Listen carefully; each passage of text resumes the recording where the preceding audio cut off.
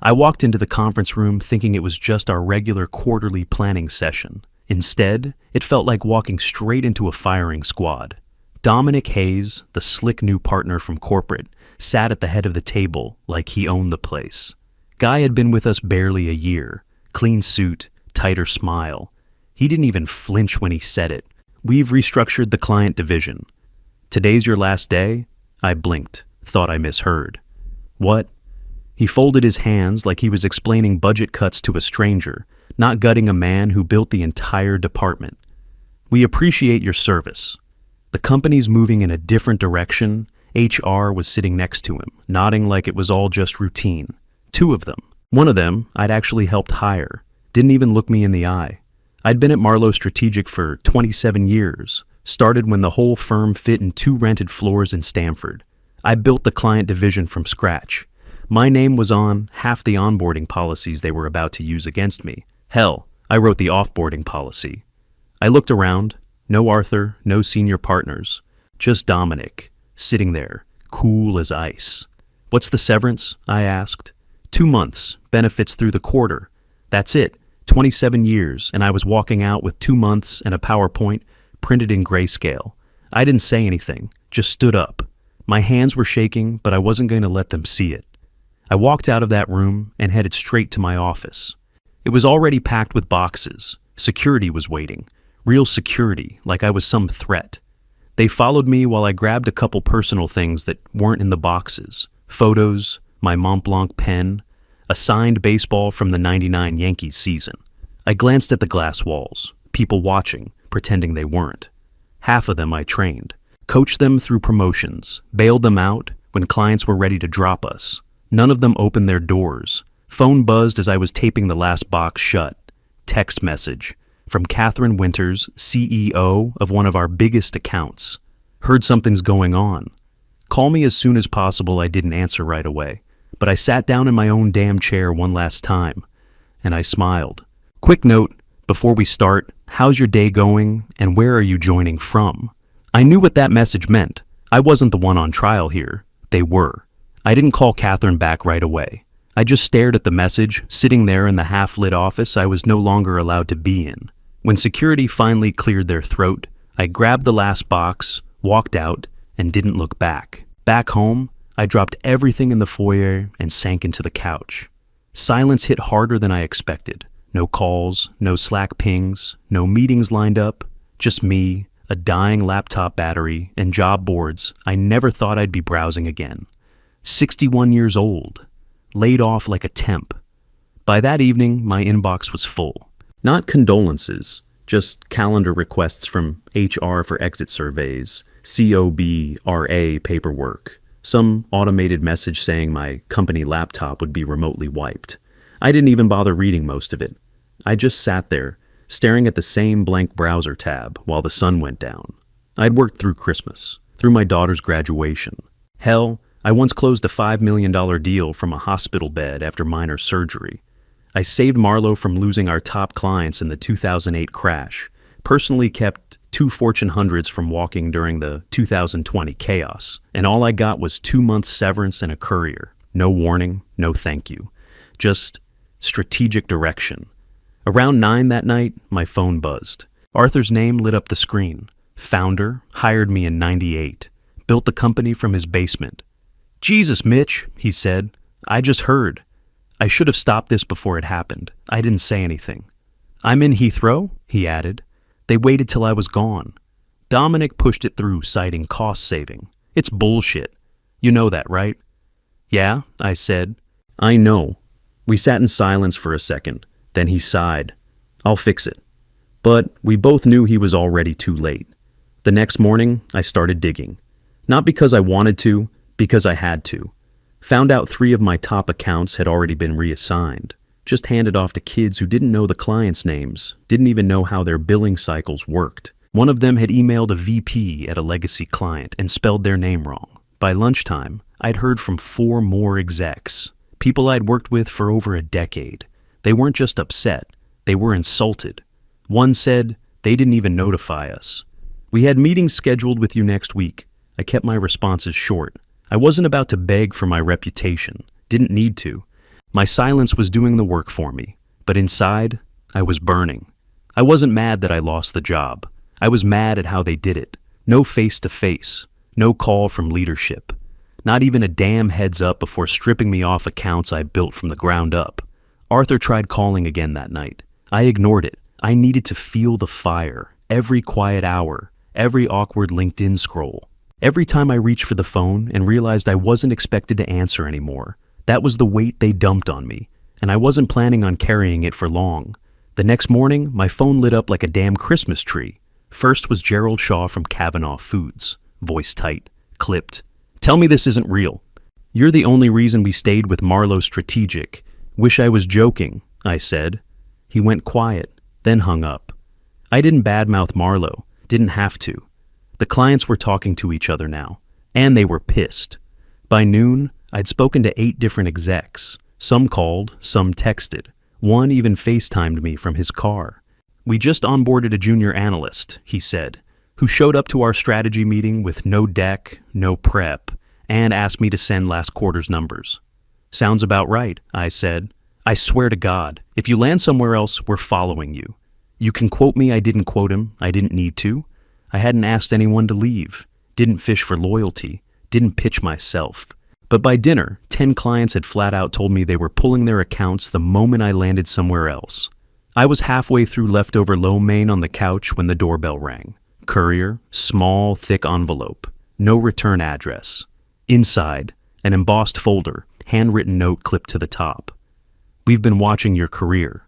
Would love to talk. Confidential. Fletcher and Reeves executive search." I didn't even finish eating. Next morning, I had 5 voicemails from firms I hadn't spoken to in years. 2 were big, like global strategy level. One of them dropped a number that nearly made me laugh. Suddenly, the guy Marlowe dumped for being too expensive was the hottest free agent on the market. I took 2 meetings that day, both on Zoom. Both execs didn't waste time. "We know what happened," one said. "We also know who's walking if you move." I kept my expression neutral. "I'm not making any decisions yet." "You should," she said, "because we're ready to move fast." That night, I sat in the living room surrounded by legal pads and business cards. My wife came in, took one look at the chaos and said, "Jesus, it's like the NFL draft in here." "Feels like it," I said. She handed me a beer, kissed my head, and walked out. By the end of the week, 3 more headhunters reached out, all saying the same thing. Leadership role, flexible terms, equity options. I hadn't even updated my resume. Every call confirmed the same thing. I wasn't obsolete. I wasn't a cost problem. I was value they couldn't replace. On Friday, a guy from Titan Partners, Boston-based, lean, smart, offered to fly down just to shake hands. "I've read every account you ran," he told me. "Hell, your name's still on some of the training modules we use." "I know," I said. "Let's get lunch." "Maybe next week." I wasn't rushing into anything. Let them wait. Let Marlowe sweat. Because while Dominic was probably sipping something neat in a glass office, pretending things were stable, his foundation was cracking. And I wasn't even touching it, just waiting.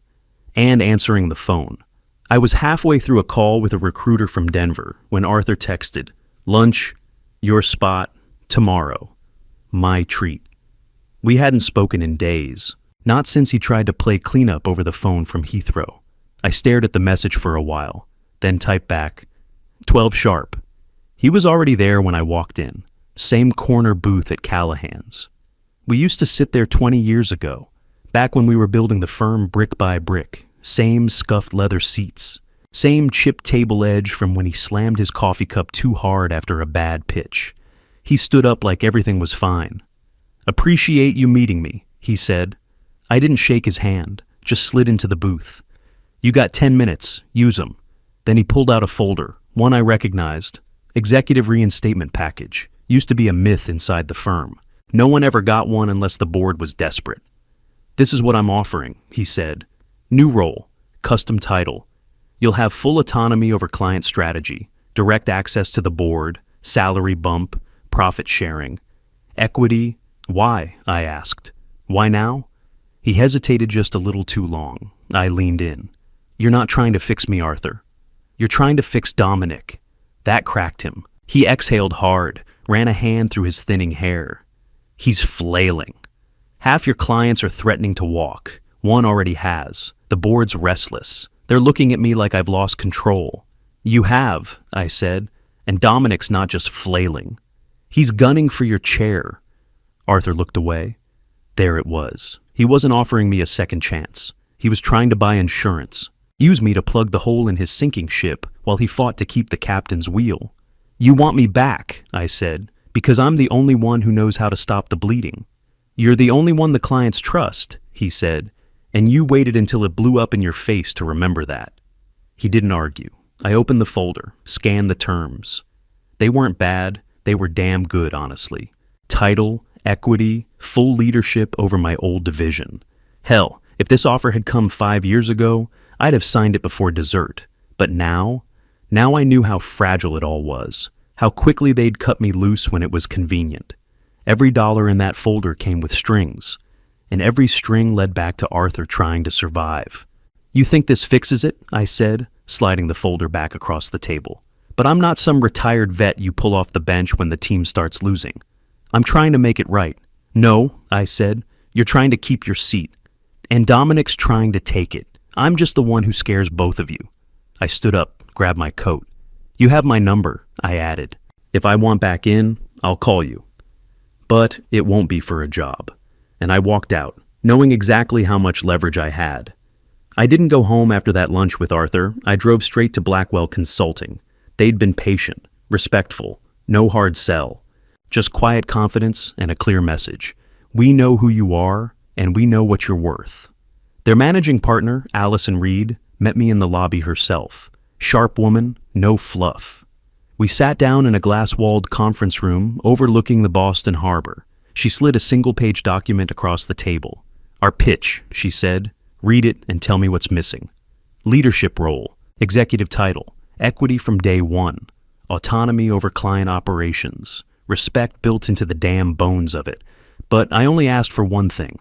I want final say on any future acquisition moves. No hidden deals. No boardroom power plays behind my back. She didn't blink. Done. No back and forth. No dodging. No stalling. She knew what I brought with me. And more importantly, who. At least 8 of my top accounts had already started slow-walking their exits from Marlowe. They didn't say it directly, but the moment I signed with Blackwell, I knew they were coming with me. I wasn't even working yet, and I had leverage most execs wait a lifetime to build. Meanwhile, Marlowe was bleeding out. I got a Google alert 2 nights later. Marlowe strategic faces client shakeup amid leadership rumors. Then another, top clients quietly exit Marlowe. Sources cite loss of trust. The industry blogs picked it up fast. One of them called it a mass defection. Another said Dominic Hayes had grossly underestimated the impact of legacy leadership. That part made me laugh out loud. By the end of the week, 3 more clients had terminated contracts. One of them issued a public statement that said, "We're reevaluating our strategy partners following sudden organizational changes at Marlowe." No one mentioned my name. They didn't have to. Then the Boston Business Journal called. The reporter, Laura something, was polite but direct. "There's a lot of speculation you were the center of this shift. Can you comment?" I paused, thought about what to give her. "I think people forget that trust doesn't transfer with a job title," I said. "You either earn it or you don't." That quote ran the next morning, right under a headline that read, "Mitch Brenner breaks silence, trust doesn't transfer." That was all it took. Phones started ringing again. Recruiters, industry peers, hell, even a couple of Marlowe employees off the record asking where I was going next. I didn't answer any of them. I just sent Allison a text. "Let's do it." She replied in under a minute. "Paperwork's ready." The next morning, I was halfway through reviewing onboarding for 2 legacy clients when Arthur called again. I let it ring twice before I picked up. He didn't bother with small talk. "I need to see you." "What for?" "Dominic's being pushed out," he said. "The board's forcing the issue. It's bad. I need you to come back, full equity partner. Help me stabilize the ship I let the silence sit." "Talk to Allison," he added quickly. "We'll structure it however you want. Just, please." "We can't afford more fallout," I said. "I'll think about it." Then I hung up. I didn't tell him I'd already spoken to Allison. Didn't tell him the deal was already in motion. All I said was, I'll think about it. The next morning, I walked through the glass doors at Marlowe Strategic like I never left. Security didn't stop me. The receptionist just blinked and buzzed me through like her brain needed a second to process it. The all-hands meeting had already started. They were in the main conference hall, room packed with employees, board members, junior staffers, you name it. Standing room only. Same stale coffee smell, same too loud mic feedback, same nerves in the air you could practically taste. I walked in through the side door, didn't make a sound. People turned, a few gasped, phones lowered, heads turned like someone hit a switch. Arthur was at the front, already mid-sentence. He looked up, saw me walk in, and stopped talking. He gave a smile that didn't reach his eyes, then cleared his throat and said, "Everyone, I have some good news. Mitch Brenner is returning to Marlowe's Strategic." Scattered claps, a few confused looks. The board chair leaned forward like, what the hell is happening? Arthur kept going. He'll be resuming leadership of client relations, effective immediately. We're lucky to have him back. I stepped forward. I didn't take the mic. Didn't need to. I just raised my voice, looked straight ahead, and said, I'm not coming back. Silence. I scanned the room, then looked at Arthur. I'm here to announce that Blackwell Consulting has just acquired controlling interest in Marlowe Strategic. Gasps, audible ones. Someone in the back dropped a coffee cup. Arthur's face went gray. This isn't a return, I continued. This is a transition. Effective today, Marlowe Strategic operates under Blackwell leadership, and I'm here to make sure it doesn't collapse. Dominic, who'd been standing stiff by the side wall, tried to step forward, but a board member grabbed his arm and pulled him back. I know what some of you are thinking, I said, locking eyes with the department heads I used to coach. No, this isn't a hostile takeover. No, we're not gutting the company. But things are going to change. I looked back at Arthur. You called me desperate. You offered me equity, a title, all the things I earned years ago. But you never once offered me respect. So I took the deal that did. He didn't say a word, just sat down slowly. I turned back to the room. Blackwell didn't buy Marlowe to kill it. We bought it to fix it. And the first step? Clarity. That starts now. I stepped off the stage without waiting for applause. I wasn't there for a reunion. I was there to finish what they started. Chaos hit like a wave. Voices rose, chairs scraped, phones came out. Arthur looked like he'd been hit by a truck. He just sat there, stunned, hands on the table like he was bracing for impact. I stepped back up. Let's make something clear, I said, steady and loud. This is not a purge. There will be no layoffs, no mass terminations. This is a leadership correction. That's it. Someone up front whispered something and got elbowed quiet. A few heads nodded. Most just stared. Dominic Hayes, I continued, is no longer with the company. That hit hard. Dominic didn't move. One of the board members stood and gave him a nod. It wasn't a suggestion. It was the end of the line. He walked out stiff and pale, not saying a word. No one clapped. No one stopped him.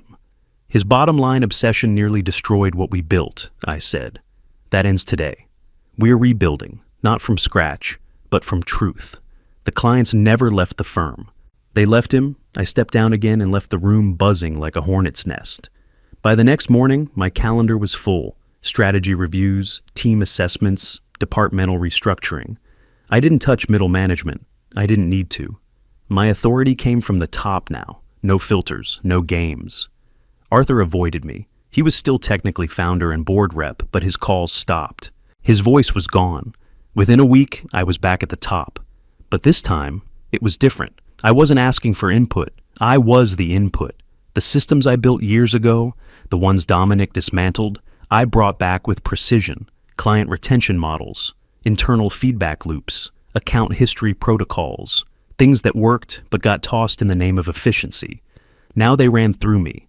And the same people who'd ignored me during my exit, they lined up to shake hands, one by one, smiling, nervous, like they couldn't decide if I was their savior or their reminder.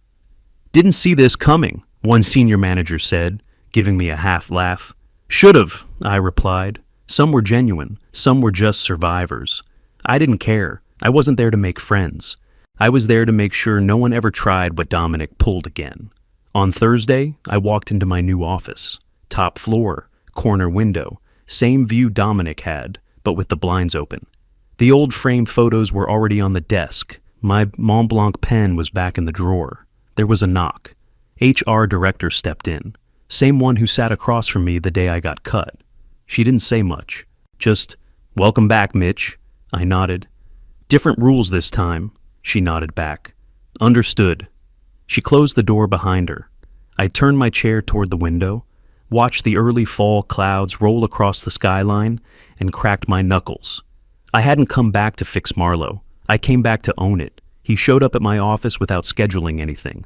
No assistant, no knock. Just opened the door and stepped inside like he still ran the place. Arthur looked 10 years older than he did at that all-hands meeting. Eyes sunken, jaw tight, same suit as last week. "Close the door," I said. He did.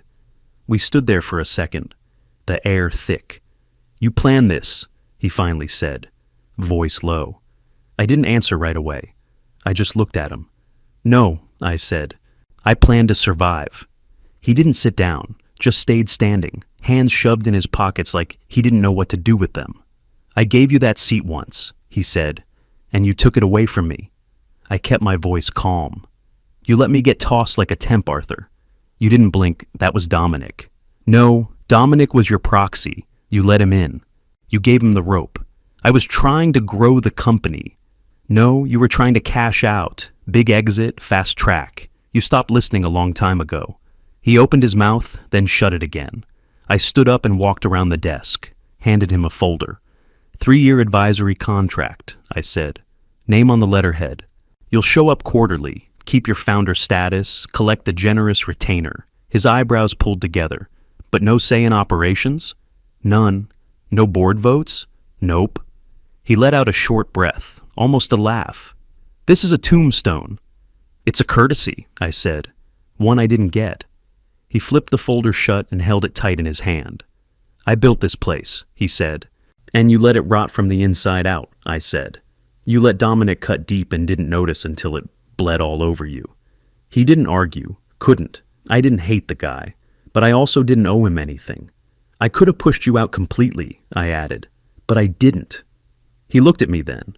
Really looked. Not like a rival, not like a mentor, just a man realizing his time was up. He nodded.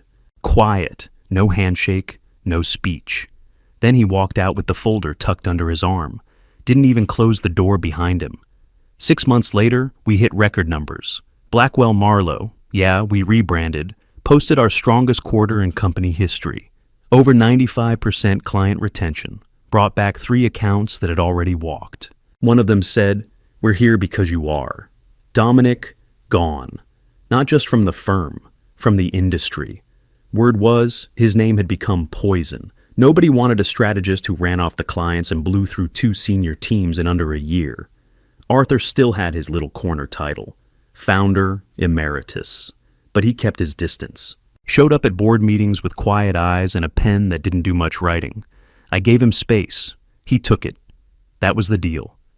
I had a corner office now, full glass, direct view of the skyline, same job I'd always done, just finally with the authority to do it right. No interference, no second guessing, no partner waiting in the wings with a knife tucked under his sleeve. My calendar was full. Clients, pitches, reviews, and lunch that Thursday with Catherine Winters. We met at Dunhill's, same table by the window. She ordered steak salad, like always. I went with the usual, burger, no bun. Halfway through the meal, she leaned in and grinned. "Told you they'd regret letting you go."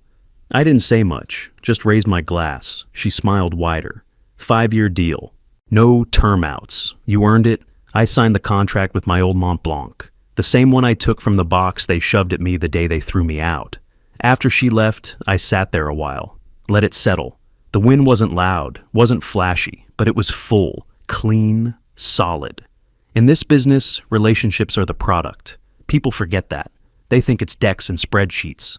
They think it's data. It's not. It's trust. That's what Dominic never understood, what Arthur forgot. I didn't. I never chased revenge. I just waited for the math to catch up. And it did. With interest.